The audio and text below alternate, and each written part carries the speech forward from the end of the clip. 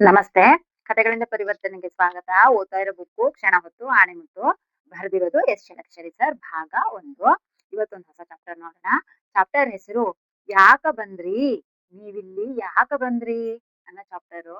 ಇದು ಸ್ಟೂಡೆಂಟ್ಸ್‌ಗೆ ತುಂಬಾ ಕನೆಕ್ಟ್ ಆಗುತ್ತೆ. ಸೊ ಯಾರೆಲ್ಲ ಸ್ಟೂಡೆಂಟ್ಸ್ ಇದ್ದೀರಾ ದಯವಿಟ್ಟು ಇದನ್ನ ಅಳವಡಿಸ್ಕೊಳ್ಳಿ ಅಂತ ಹೇಳಕ್ ಇಷ್ಟಪಡ್ತೀನಿ.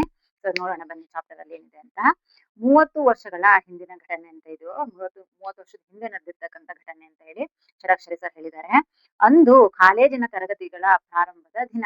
ಅಂದ್ರೆ ಇದು ಕ್ಲಾಸ್ ಸ್ಟಾರ್ಟ್ ಆದ ತಕ್ಷಣ ಸ್ಕೂಲಲ್ಲಿ ಏನ್ ಮಾಡ್ತಾರೆ, ಒಂದು ಫಂಕ್ಷನ್ ಮಾಡ್ತಾರೆ ನೋಡಿ ಮಕ್ಳಿಗೆ, ವೆಲ್ಕಮ್ ಪಾರ್ಟಿ ಅಂತ ಮಾಡ್ತಾರಲ್ವಾ, ಆ ಡೇ ಮಾಡ್ತಾ ಇರ್ತಾರೆ. ವಿದ್ಯಾರ್ಥಿನಿಯರದ್ದು ಸಮಸಂಖ್ಯೆ. ವಿದ್ಯಾರ್ಥಿಗಳನ್ನು ಸ್ವಾಗತಿಸುವ ಸಮಾರಂಭ. ಪ್ರಾಂಶುಪಾಲರು ಸ್ವಾಗತ ಭಾಷಣ ಹೀಗಿತ್ತು. ಎಲ್ಲ ಸ್ಕೂಲು ಕಾಲೇಜ್ಗಳಲ್ಲಿ ಮತ್ತೆ ಮಕ್ಳು ಬಂದಿದ್ದ ದಿನ ಅಂದ್ರೆ ಬಂದಾಗ ಹೊಸದಾಗಿ ಅವರಿಗೆ ವೆಲ್ಕಮ್ ಪಾರ್ಟಿ ಇಟ್ಕೋತಾರಲ್ವಾ, ಹಾಗೆ ಇವ್ರುನು ವಿದ್ಯಾರ್ಥಿಗಳನ್ನು ಸ್ವಾಗತಿಸುವ ಸಮಾರಂಭ ಇಟ್ಕೊಂಡಿದ್ರು. ಆವಾಗ ಪ್ರಾಂಶುಪಾಲರು ಇರ್ತಾರಲ್ವಾ, ಅವರ ಭಾಷಣ ಸ್ಟಾರ್ಟ್ ಮಾಡ್ತಾರೆ. ಅವ್ರ ಭಾಷಣ ಹೇಗಿತ್ತು ನೋಡೋಣ.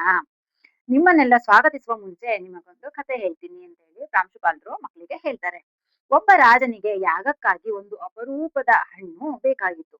ಆ ಹಣ್ಣು ದೂರದ ಕಾಡಿನ ಮಧ್ಯೆ ಇರುವ ಆಶ್ರಮವೊಂದಲ್ಲಿ ಇತ್ತು.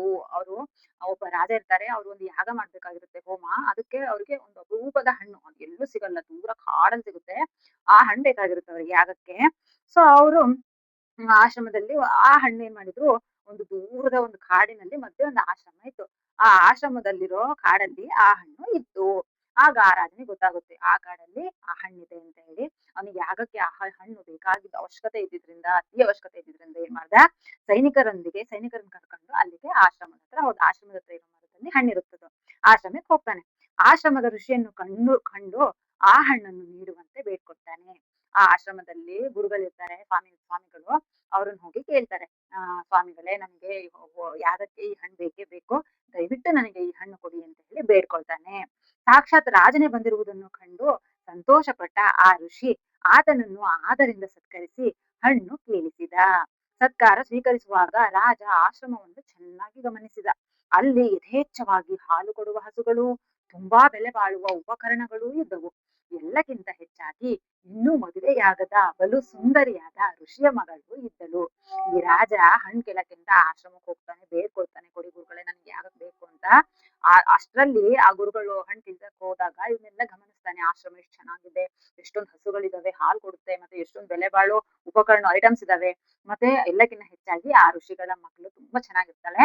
ಅವಳಿಗಿನ್ನ ಮದ್ವೆ ಆಗಿರಲ್ಲ. ಅವಳನ್ನು ನೋಡ್ತಾನೆ ಇವನು. ಇವೆಲ್ಲ ಈ ಕಾಡಿನ ಮಧ್ಯೆ ಇರುವ ಈ ಋಷಿಗೆ ಏಕೆ ಬೇಕು? ನನ್ನ ಅರಮನೆಯಲ್ಲಿ ಇವೆಲ್ಲ ಶೋಭಿಸುತ್ತವೆ. ಆ ಋಷಿಯ ಮಗಳನ್ನು ಒತ್ತಾಯದಿಂದ ಮದುವೆಯನ್ನು ಸಹ ಮಾಡ್ಕೊಳ್ತಾನೆ. ಕರೆದುಕೊಂಡು ಹೊರಟು ಹೋದ. ನೋಡಿ, ಅವನು ಬಂದಿರೋದೇನಕ್ಕೆ? ಹಣ್ಣುಗೆ. ಅವನು ಯಾಗಕ್ಕೆ ಹಣ್ಣು ಅವಶ್ಯಕತೆ ಇರುತ್ತೆ, ಹಣ್ಣಿಗೋಸ್ಕರ ಬಂದಿರ್ತಾನೆ. ಅವನು ಆ ಹಣ್ಣನ್ ಮರೆತು ಅಲ್ಲಿ ಆ ಹುಡುಗಿನ ಒತ್ತಾಯದಿಂದ, ಅವಳಿಗೆ ಪಾಪ ಇಷ್ಟ ಇರಲ್ಲ ಈ ರಾಜನ ಮದ್ವೆ ಆಗಕ್ಕೆ, ಫೋರ್ಸ್ ಮಾಡಿ ಆ ಹುಡುಗಿನ ಮದ್ವೆ ಆಗಿ ಅರಮನೆಗೂ ಸಹ ಕರ್ಕೊಂಡು ಹೋಗ್ತಾನೆ. ಆ ಋಷಿಗಳ ಮಗಳನ್ನು ಒತ್ತಾಯ ಮಾಡ್ಕೊಂಡು ಕರ್ಕೊಂಡು ಹೋದ. ನಂತರ ಆ ಋಷಿಗೆ ತುಂಬಾ ನೋವಾಯ್ತು. ನೋಡು ಪಾಪ ರಾಜ ಅಂತೇಳಿ ಒಳ್ಳೆ ಸತ್ಕಾರ ಕೊಟ್ಟು, ಒಳ್ಳೆ ಅವ್ರನ್ನ ಚೆನ್ನಾಗಿ ನೋಡ್ಕೊಂಡು ಹಣ್ಣು ತೀರ್ಸ್ಕೊಡ್ತೀನಿ ಅಂತ ಹೇಳಿದ್ರೆ, ಇವ್ರು ಮಾಡಿದ ರಾಜ ಇದು. ಅವಾಗ ಆ ಋಷಿಗೆ ತುಂಬಾ ನೋವಾಗುತ್ತೆ. ನೋವಾದಾಗ, ನೋವು ಕಡಿಮೆ ಆದ ನಂತರ ಸಾವರಿಸಿಕೊಂಡು ನೋಡಿದಾಗ ಆ ಮರದ ಹಣ್ಣನ್ನು ರಾಜ ಅಲ್ಲೇ ಬಿಟ್ಟು ಹೋಗಿದ್ದ.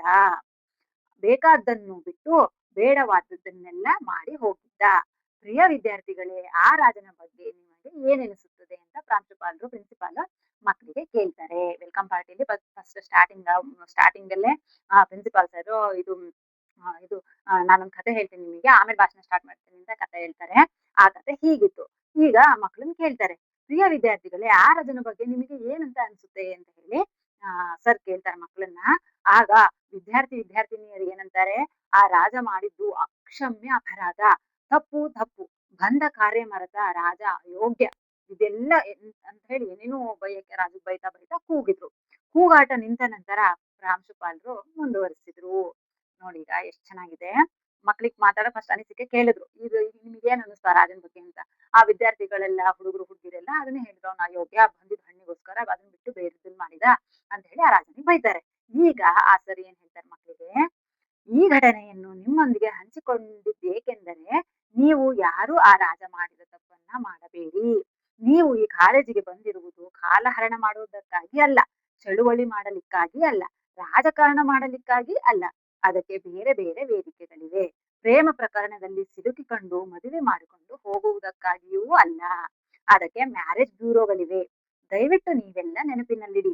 ನೀವು ಬಂದಿರುವುದು ಕೇವಲ ಜ್ಞಾನಾರ್ಜನೆಗಾಗಿ. ನೀವು ಜ್ಞಾನ ಪಡೆಯೋದಕ್ಕೆ ಮಾತ್ರ ಬಂದಿರೋದು. ಅದ್ರ ಕಡೆ ಫೋಕಸ್ ಮಾಡಿ. ಪದವಿ ಪಡೆಯುವುದಕ್ಕಾಗಿ ನಿಮಗೆಲ್ಲ ಹೃತ್ಪೂರ್ವಕ ಸ್ವಾಗತ.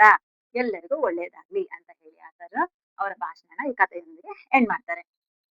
ಈ ಘಟನೆ ನಡೆದು 30ಕ್ಕೂ ಹೆಚ್ಚು ಆಗಿವೆ. ಇಂದು ಪರಿಸ್ಥಿತಿ ಬದಲಾಗಿದೆ. ಸೆಲ್ ಫೋನ್ಗಳು, ಎಸ್ಎಂಎಸ್ಗಳು, ಚಿತ್ರ ವಿಚಿತ್ರ ಉಡುಪುಗಳು, ಬೋಳು ಹಣೆಯ ನಿರಾಭರಣ ವಿದ್ಯಾರ್ಥಿನಿಯರು, ಕಿವಿಗೆ ಓಲೆ ಹಾಕಿಕೊಂಡಿರುವ ಹುಡುಗರು, ಮೋಟು ಕೂದಲಿನ ಬಾಬ್ ಕಟ್ ಹುಡುಗಿಯರು, ಉದ್ದನೆಯ ಕೂದಲು ಬಿಟ್ಟಿರ್ತಕ್ಕಂತ ಹುಡುಗರು, ಇಮೇಲ್ಗಳಲ್ಲಿ ಮುಳುಗಿರುವ ಫಿಮೇಲ್ಗಳು, ಫಾಸ್ಟ್ ಫುಡ್ಗಳು, ಫಾಸ್ಟ್ ಮೋಟಾರ್ ಬೈಕ್ಗಳು, ಫಾಸ್ಟ್ ಹುಡುಗ, ಫಾಸ್ಟ್ ಹುಡುಗಿರು, ಇವೆಲ್ಲ ನಳಿಸುತ್ತಿರುವ ಕಾಲೇಜಿನ ಅಂಗಳಗಳು ಇಂದು ಎಲ್ಲೆಡೆ ಇವೆ. ಈಗಿನ ಕಾಲೇಜ್ಗಳಲ್ಲಿ ಇದೆಲ್ಲ ಇದೆ ಅಂತ ಹೇಳಿದ್ದಾರೆ. ಆದರೆ ಆ ಪ್ರಾಂಶುಪಾಲರು ಹೇಳಿದ ನೀವು ಬಂದಿರುವುದು ಜ್ಞಾನಾರ್ಜನೆಗಾಗಿ, ಪದವಿ ಪಡೆಯುವುದಕ್ಕಾಗಿ ಎಂಬ ಬುದ್ಧಿಮಾತು ಇಂದಿಗೂ ಪ್ರಸ್ತುತವಾಗಿದೆ. ಎಷ್ಟ್ ಚೆನ್ನಾಗಿದೆ ಅಲ್ವಾ? ಅಂದ್ರೆ ನಾವು ಎಲ್ಲಿ ಹೋಗಿರ್ತೀವಿ, ಯಾವ ಕೆಲಸ ಮಾಡಕ್ಕೆ ಅಂತ ನಾವ್ ಯಾವ ಇಂಟೆನ್ಷನ್ ಇಟ್ಕೊಂಡು, ಯಾವ ಉದ್ದೇಶ ಇಟ್ಕೊಂಡು ಅಲ್ಲಿಗೆ ಏನ್ ಕೆಲಸ ಮಾಡ್ಬೇಕು, ಯಾವ ಕೆಲಸ ಇಂಪಾರ್ಟೆಂಟ್ ಅಂತ ಹೋಗಿರ್ತೀವಿ, ಆ ಕೆಲ್ಸದ ಕಡೆ ಫೋಕಸ್ ಮಾಡ್ಬೇಕು. ಅದನ್ ಬಿಟ್ಟು ಏನೋ ಮಾತಾಡ್ಬೇಕು ಅಂತ ಹೋಗಿರ್ತೀವಿ, ಆ ಮಾತು ಬದಲು ಏನೇನೋ ಮಾತಾಡ್ತಿರ್ತೀವಿ, ಬೇಡದನ್ನೆಲ್ಲ ಮಾತಾಡ್ತಿರ್ತೀವಿ, ಏನೋ ತರಕ್ಕೆ ಅಂತ ಹೋಗಿರ್ತೀವಿ. ಈ ಫಾರ್ ಎಕ್ಸಾಂಪಲ್ ಇಷ್ಟೇ ನೋಡಿ, ಮಾಲಿಗೆ ಅಂತ ಹೋಗ್ತೀವಿ, ಏನೋ ಸಕ್ಕರೆ ಟೀ ಪುಡಿನ ತರೋಣ ಅಂತ ಹೋಗಿರ್ತೀವಿ. ಅಲ್ಲಿ ಏನೇನ್ ತಗೋತೀವಿ, ಕಂಡಿದ್ದನ್ನೆಲ್ಲ ತಗೋತೀವಿ. ಏನೋ 100, 200 ಬಿಲ್ ಆಗಂತದ್ದು 2,000, 3,000 ಬಿಲ್ ಆಗುತ್ತೆ. ಅಂದ್ರೆ ನಮಗೆ ಬೇಕಾಗಿರೋದನ್ನ ತಗೊಳಕ್ಕೆ ಅಂತ ಹೋಗಿ ಏನೇನೋ ಬೇಡಿದ್ದನ್ನೆಲ್ಲ ತಗೊಬರ್ತೀವಿ. ಅದೆಲ್ಲ ಮಾಡ್ಬೇಡಿ ಮಕ್ಳ. ನೀವು ಸ್ಕೂಲಿಗೆ ಬಂದಿರೋದು ಇದೆಲ್ಲ ಕಾಲಹರಣ ಮಾಡಕ್ಕಲ್ಲ. ದಯವಿಟ್ಟು ಎಜುಕೇಶನ್ ಅಂದ್ರೆ ವಿದ್ಯಾಭ್ಯಾಸದ ಕಡೆ ಗಮನ ಕೊಡಿ ಅಂತ ಹೇಳಿ ಸರ್ ಹೇಳಿರೋದು. ತುಂಬಾ ಚೆನ್ನಾಗಿದೆ. ಯಾರ್ಯಾರು ಈ ವಿದ್ಯಾರ್ಥಿಗಳು ನೋಡ್ತಾ ಇದ್ದೀರಾ, ದಯವಿಟ್ಟು ಇದನ್ನ ಲೈಫಿಗೆ ಕನೆಕ್ಟ್ ಮಾಡ್ಕೊಂಡು ಲೈಫ್ನ ತುಂಬಾ ಸುಂದರವಾಗಿ ಮಾಡ್ಕೊಳ್ಳಿ.